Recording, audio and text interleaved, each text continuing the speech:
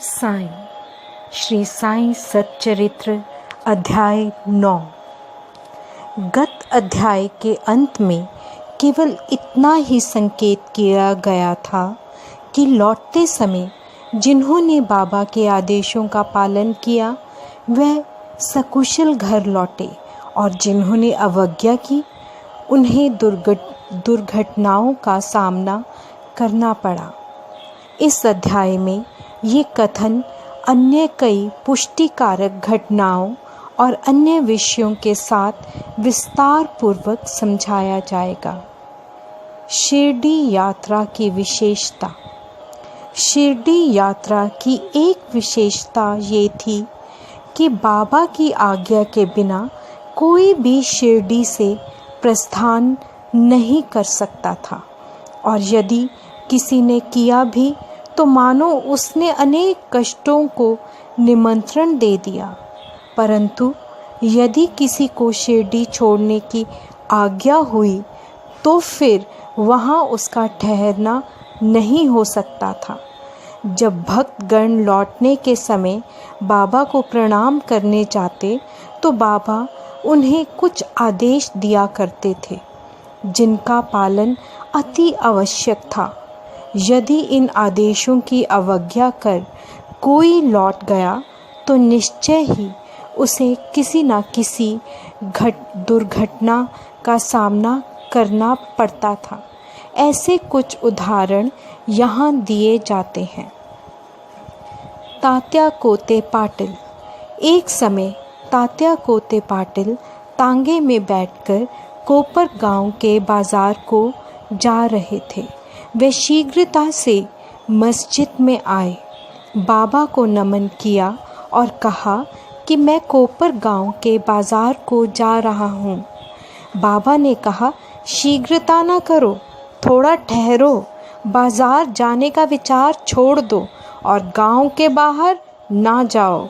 उनकी उतावली को देखकर बाबा ने कहा, अच्छा, कम से कम श्यामा को तो साथ लेते जाओ।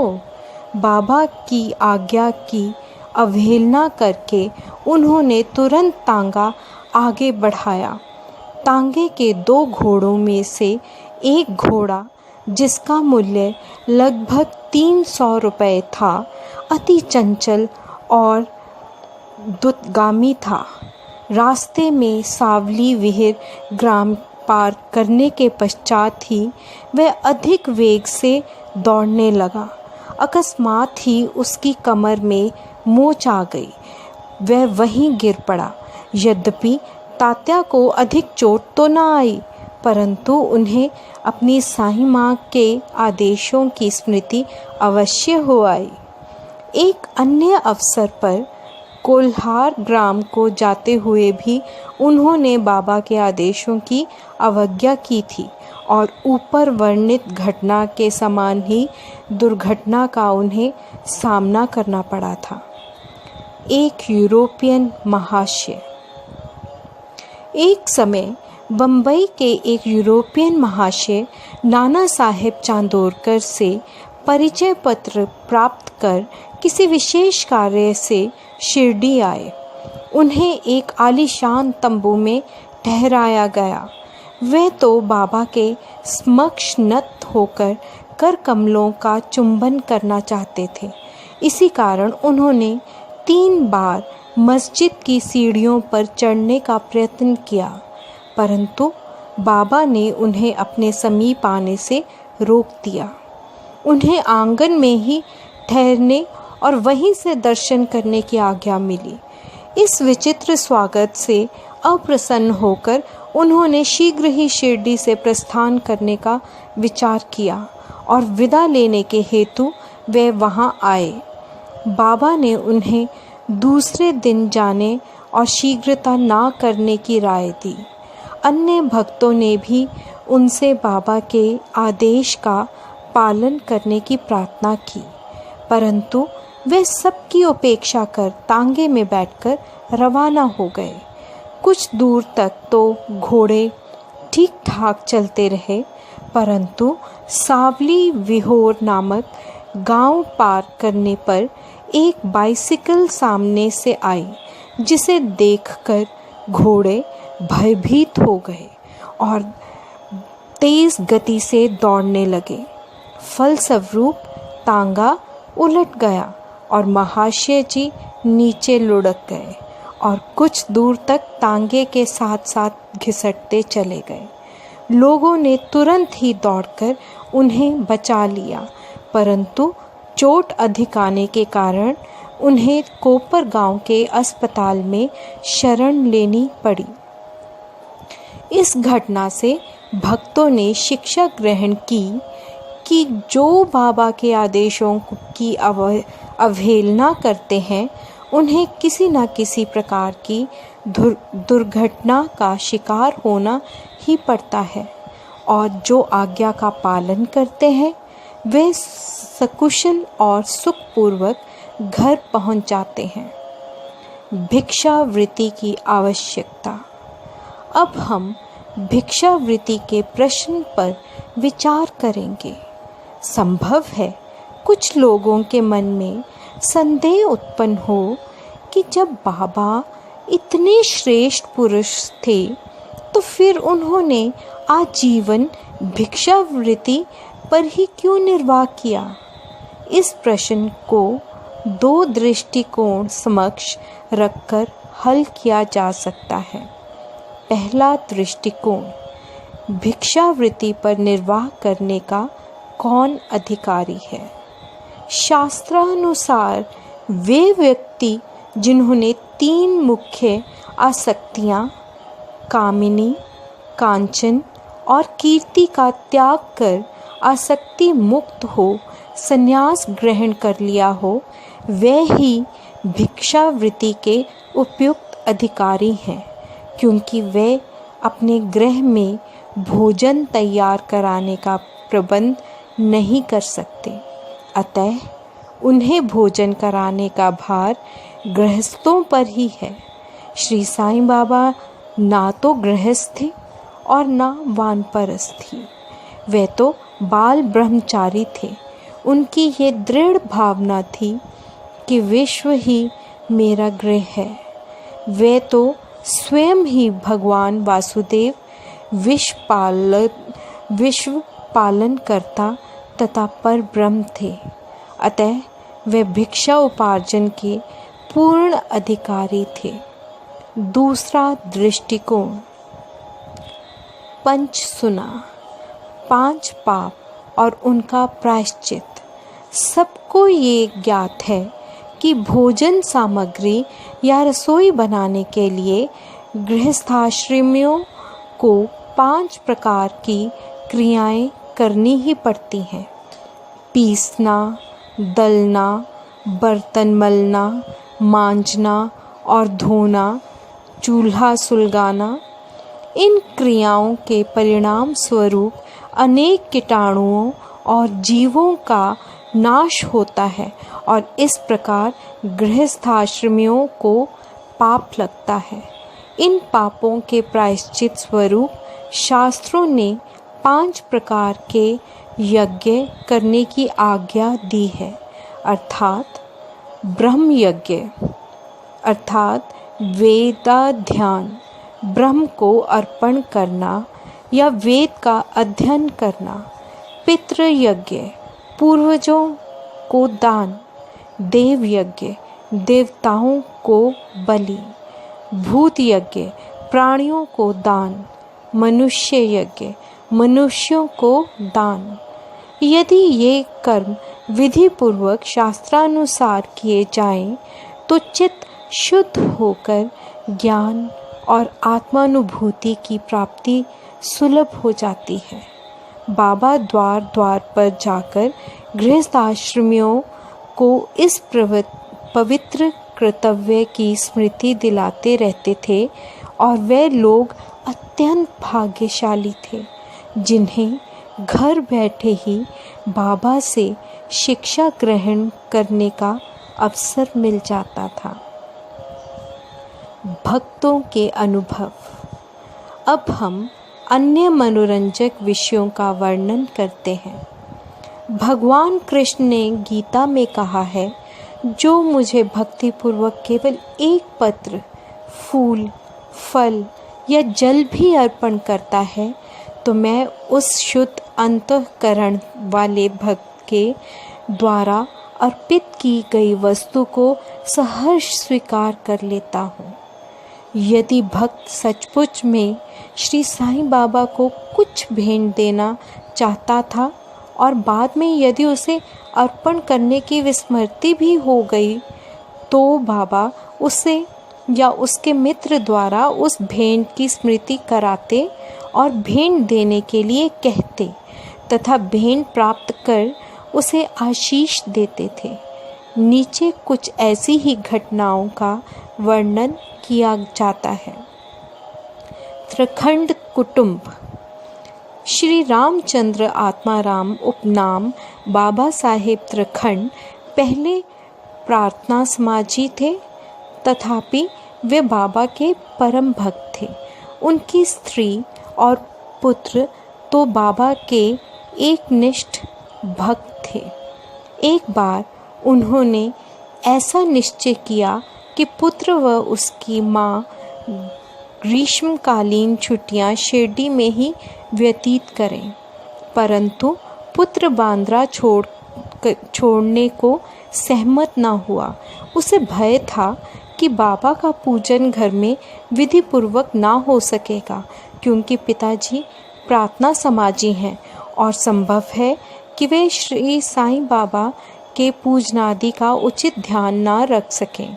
परंतु पिता के आश्वासन देने पर कि पूजन यथाविधि ही होता रहेगा, माँ और पुत्र ने एक शुक्रवार की रात्रि में शिरडी को प्रस्थान कर दिया।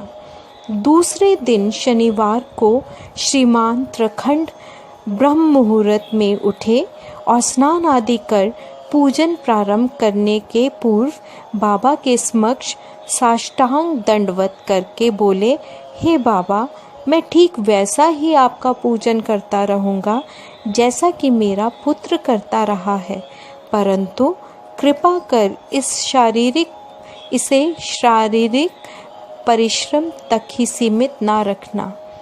ऐसा कहकर उन्होंने पूजन आरंभ किया और मिश्री और नैवेद्य अर्पित किया, जो दोपहर के भोजन के समय प्रसाद के रूप में वितरित कर दिया गया। उस दिन की संध्या तथा अगले दिन इतवार भी निर्विघ्न व्यतीत हो गया। सोमवार को उन्हें ऑफिस जाना था, परंतु वह दिन भी निर्विघ्न निकल गया। श्री त्रिखंड ने इस प्रकार अपने जीवन में कभी पूजा न की थी। उनके हृदय में अति संतोष हुआ कि पुत्र को दिए गए वचन अनुसार पूजा यथाक्रम संतोषपूर्वक चल रही है। अगले दिन मंगलवार को सदैव की भांति उन्होंने पूजा की और ऑफिस को चले गए। दोपहर को घर लौटने पर जब वे भोजन को बैठे तो थाली में प्रसाद ना देखकर उन्होंने अपने रसोइये से इस संबंध में प्रश्न किया। उसने बतलाया कि आज विस्मृतिवश वे नैवेद्य अर्पण करना तो भूल ही गए हैं। ये सुनकर वे तुरंत अपने आसन से उठे और बाबा को दंडवत कर क्षमा याचना करने लगे तथा बाबा से उचित पथ प्रदर्शन न करने तथा पूजन को केवल शारीरिक परिश्रम तक ही सीमित रखने के लिए उलाहना देने लगे। उन्होंने संपूर्ण घटना का विवरण अपने पुत्र को पत्र द्वारा सूचित किया और उससे प्रार्थना की कि वे पत्र बाबा के श्री चरणों पर रखकर उनसे कहना कि वे इस अपराध के लिए क्षमा प्रार्थी हैं। ये घटना बांद्रा में लगभग दोपहर को हुई थी और उसी समय शिरडी में जब दोपहर की आरती प्रारंभ होने ही वाली थी कि बाबा ने श्रीमती त्रिखंड से कहा, माँ, मैं कुछ भोजन पाने के विचार से तुम्हारे घर बांद्रा गया था। द्वार में ताला लगा देखकर भी मैंने किसी प्रकार गृह में प्रवेश किया, परंतु वहाँ देखा कि भाऊ मेरे लिए कुछ भी खाने को नहीं रख गए हैं, अतः मैं भूखा ही लौट आया हूँ। किसी को भी बाबा के वचनों का अभिप्राय समझ में नहीं आया, परंतु उनका पुत्र जो समीप ही खड़ा था सब कुछ समझ गया कि बांद्रा में पूजन में कुछ तो त्रुटि हो गई है। इसलिए वह बाबा से लौटने की अनुमति मांगने लगा, परंतु बाबा ने आज्ञा ना दी और वहीं पूजन करने का आदेश दिया। उनके पुत्र ने शिरडी में जो कुछ हुआ उसे पत्र में लिखकर पिता को भेजा और भविष्य में पूजन में सावधानी बरतने के लिए विनती की। दोनों पत्र डाक द्वारा दूसरे दिन दोनों पक्षों को मिले। क्या ये घटना आश्चर्यपूर्ण नहीं है? श्रीमती त्रिखंड। एक समय श्रीमती त्रिखंड ने 3 वस्तुएं अर्थात भरित, भुर्ता यानी मसाला मिश्रित भुना हुआ बैंगन और दही, काचर्य बैंगन के गोल टुकड़े घी में तले हुए और पेड़ा मिठाई बाबा के लिए भेजी। बाबा ने उन्हें किस प्रकार स्वीकार किया इसे अब देखेंगे। बांद्रा के श्री रघुवीर भास्कर पुरंदरे बाबा के परम भक्त थे। एक समय वे शिरडी को जा रहे थे। श्रीमती त्रिखंड ने श्रीमती पुरंदरे को 2 बैंगन दिए और उनसे प्रार्थना की कि शिरडी पहुंचने पर वह एक बैंगन का भुर्ता और दूसरे का काचर्य बनाकर बाबा को भेंट कर दे। शिरडी पहुंचने पर श्रीमती पुरंदरे भुर्ता लेकर मस्जिद गईं। बाबा उसी समय भोजन को बैठे ही थे। बाबा को वह भुर्ता बड़ा स्वादिष्ट प्रतीत हुआ, इस कारण उन्होंने थोड़ा थोड़ा सभी को वितरित किया। इसके पश्चात ही बाबा ने काचर्य लाने को कहा। राधा कृष्ण माई के पास संदेशा भेजा गया कि बाबा काचर्य मांग रहे हैं। वह बड़े असमंजस में पड़ गईं कि अब क्या करना चाहिए। बैंगन की तो अभी ऋतु ही नहीं है। अब समस्या उत्पन्न हुई कि बैंगन किस प्रकार उपलब्ध हो। जब इस बात का पता लगाया गया कि भुर्ता लाया कौन था, तब ज्ञात हुआ कि बैंगन श्रीमती पुरंदरे लाई थी तथा उन्हें ही काचर्य बनाने का कार्य सौंपा गया। अब प्रत्येक को बाबा की इस पूछताछ का अभिप्राय विदित हो गया और सबको बाबा की सर्वज्ञता का पर महान आश्चर्य हुआ। दिसंबर सन 1915 में श्री गोविंद बालाराम मानकर शिरडी जाकर वहां अपने पिता की अंत्येष्टि क्रिया करना चाहते थे। प्रस्थान करने से पूर्व वे श्रीमती त्रिखंड से मिलने आए। श्रीमती त्रिखंड बाबा के लिए कुछ भेंट शिरडी भेजना चाहती थी। उन्होंने पूरा घर छान डाला, परंतु केवल एक पेड़े के अतिरिक्त कुछ न मिला और वह पेड़ा भी अर्पित नैवेद्य का था। बालक गोविंद ऐसी परिस्थिति देखकर रोने लगा, परंतु फिर भी अति प्रेम के कारण वही पेड़ा बाबा के लिए भेज दिया। उन्होंने पूर्ण विश्वास था कि बाबा उसे अवश्य स्वीकार कर लेंगे। शिरडी पहुंचने पर गोविंद मानकर बाबा के दर्शनार्थ गए, परंतु वहां पेड़ा ले जाना भूल गए। बाबा ये सब चुपचाप देखते रहे, परंतु जब वे पुनः संध्या समय बिना पेड़ा लिए वहां पहुंचे तो फिर बाबा शांत ना रह सके और उन्होंने पूछा कि तुम मेरे लिए क्या कुछ लाए हो? उत्तर मिला, कुछ नहीं। बाबा ने पुनः प्रश्न किया और उसने वही उपयुक्त उत्तर फिर दोहरा दिया। अब बाबा ने स्पष्ट शब्दों में पूछा, क्या तुम्हें माँ ने चलते समय कुछ मिठाई नहीं दी थी? अब उसे स्मृति हो आई और वह बहुत ही लज्जित हुआ तथा बाबा से क्षमा याचना करने लगा। वह दौड़कर शीघ्र ही वापस गया और पेड़ा लाकर बाबा के सम्मुख रख दिया। बाबा ने तुरंत ही पेड़ा खा लिया। इस प्रकार श्रीमती त्रिखंड की भेंट बाबा ने स्वीकार की और भक्त मुझ पर विश्वास करता है, इसलिए मैं स्वीकार कर लेता हूँ। ये भागवत वचन सिद्ध हुआ। बाबा का संतोषपूर्वक भोजन। एक समय श्रीमती त्रिखंड शिरडी आई हुई थी। दोपहर का भोजन प्राय तैयार हो चुका था और थालियां परोसी ही जा रही थी कि उसी समय वहां एक भूखा कुत्ता आया और भौंकने लगा। श्रीमती त्रिखंड तुरंत उठी और उन्होंने रोटी का एक टुकड़ा कुत्ते को डाल दिया। कुत्ता बड़ी रुचि के साथ उसे खा गया। संध्या के समय जब वे मस्जिद में जाकर बैठी तो बाबा ने उनसे कहा, माँ, आज तुमने मुझे बड़े प्रेम से खिलाया। मेरी भूखी आत्मा को बड़ी सांत्वना मिली है। सदैव ऐसा ही करती रहो, तुम्हें कभी न कभी इसका उत्तम फल अवश्य प्राप्त होगा। इस मस्जिद में बैठकर मैं कभी असत्य नहीं बोलूँगा। सदैव मुझ पर ऐसा ही अनुग्रह करती रहो। पहले भूखों को भोजन कराओ, बाद में तुम भोजन किया करो। इसे अच्छी तरह ध्यान में रखो।